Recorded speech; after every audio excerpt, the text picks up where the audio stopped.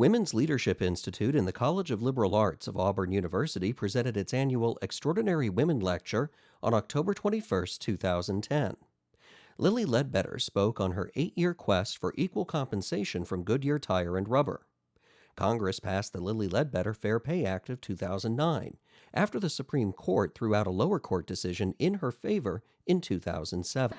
The court ruled that once that 180 days, the initial 180 days passes from when that pay is set, which in my case would have been back in about 1981, I had 180 days to file a charge. And I had no way to know, because when I would ask how I stood, how do I rate with my peers, I was told, you're listening to too much BS from the men.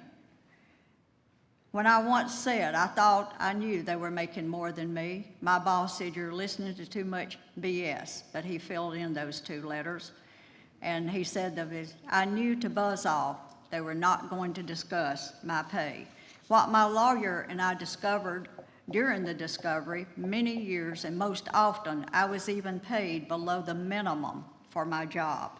I worked in every division of that factory except shipping. I spent 2 years in the millroom wearing coveralls and climbing the top of the buildings and up in the attic to get the lamp black started.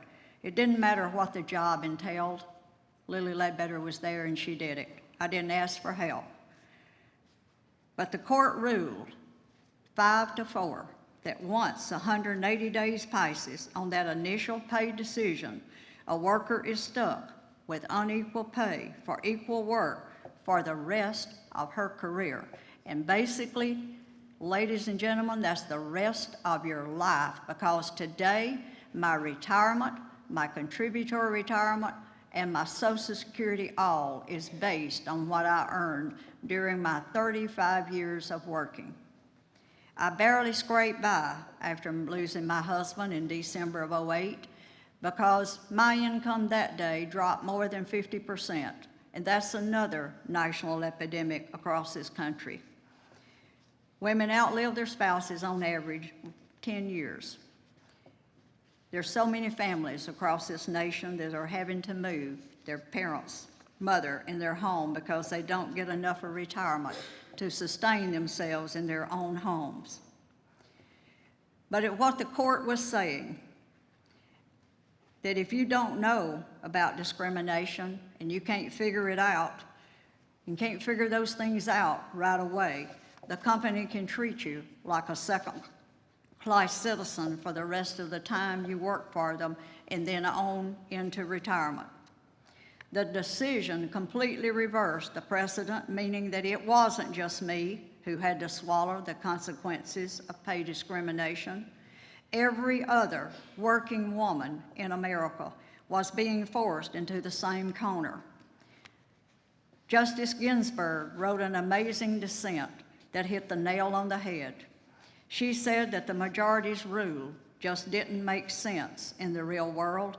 You can't expect people to go around asking their coworkers how much money they're making, especially when you work at a place like I did, where you're one of only a very few women in a male-dominated factory. You don't want to make waves unnecessarily. You want to try to fit in and get along. But the bottom line was that every paycheck I received, I got less than what I was entitled to under the law. That was wrong, not to mention illegal, but the Supreme Court disagreed. I won't lie to you, I was pretty devastated by the court's decision. In one fell swoop, I lost my case and became the poster child for unequal pay for equal work. It's been quite an honor for this Alabama girl to go this far and to stand up for you and the people across this nation. I had no idea that we were so far behind until I got into all of this work. And immediately after the verdict came out, the lawyer said, you don't have to deal with the media, we'll handle it. But NBC called and they were so persistent. They wanted a news segment for that evening on Brian Williams. I said, sure, come on. I gave them my address and here they came. The 2 people from Birmingham on the freelance people. They came in, rearranged my house, took the photos down, and touched up my makeup and put me out in the middle of the floor, and we did an interview. But when they finished it, I have to add a little light side. They wanted me to go in my kitchen and act like I was making a cake. You don't really have to make one, just, pull the mixer out and, get some flour and make it look like you're doing a cake. I don't think very fast on things like that, but I knew my kitchen was a mess and I wasn't about to have cameras in my kitchen. Not that I didn't want to make a cake, but I said, I've just lost $3.8 million and you want me to make a cake? I don't think so. Well, they did look in the kitchen and with a camera, and they said, well, you got a coffee maker, we'll make coffee. My husband said, oh, we got a fresh pot, you want some? He said, no, I want you to pour it out so she can make it. He said, oh, you haven't drunk her coffee, have you? So I made a pot of coffee. That was on the news, and NBC did a great job, I'll have to say. That ran on Brian Williams that evening, and then the Today Show ran it for a couple of weeks, and then Birmingham ran it out of their NBC affiliate. I don't know about down this way if you got it, but it ran a long time. But the next day CNN called, and they wanted a segment for the Lou Dobbs show, and here came the same two freelance people. Well, this time when they got through filming, they said, how about go to the mailbox and get your mail? And if you've already gotten it, just act like you're getting it. I said, well, that'll be an awfully long walk because my box is at the post office. He said, well, we did the coffee thing yesterday, but you should be able to do that cake today. I said, nope, I still don't have any money. I'm not making a cake. But so we did tea that day. We put the water on, and I made a cup of tea. The next day, Norman Lear called, and for the young people, he made Jeffersons and All in the Family and a lot of TV shows back in the 50s and 60s. And he worked on Happy Feet, but he said, I've got 5 daughters and we got to get those girls paid. I won't live forever. I need to send people in for you to do some videos. So he sent 2 people from Washington, D.C., and the same 2 freelance people from Birmingham. We got to really be really good friends after a while. The next speaker in the Women's Leadership Institute's Extraordinary Women Lecture Series is Marie Wilson.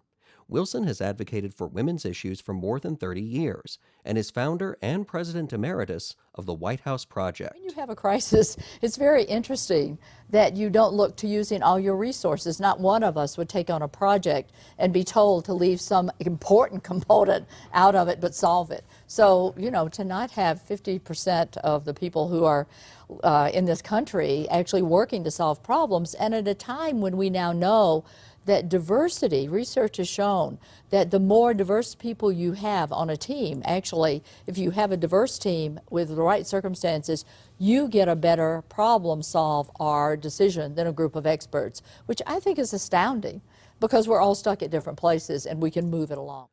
For more information about the Extraordinary Women Lecture Series, visit the Women's Leadership Institute online at auburn.edu/womensleadership.